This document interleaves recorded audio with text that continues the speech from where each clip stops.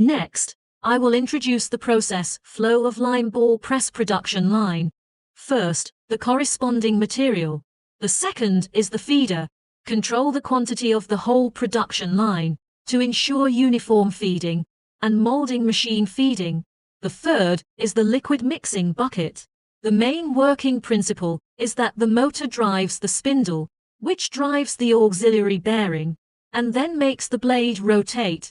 4 is the mixer, and the adhesive can fully stir evenly. Control the amount of the whole production line to ensure that the molding machine feed evenly. 5 is lime ball press.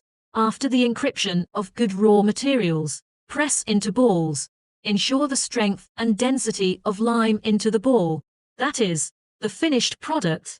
6th, vertical dryer. Using the characteristics of lime and its own gravity, using low temperature wind to dry pellets to blast furnace smelting requirements, is a very ideal drying equipment.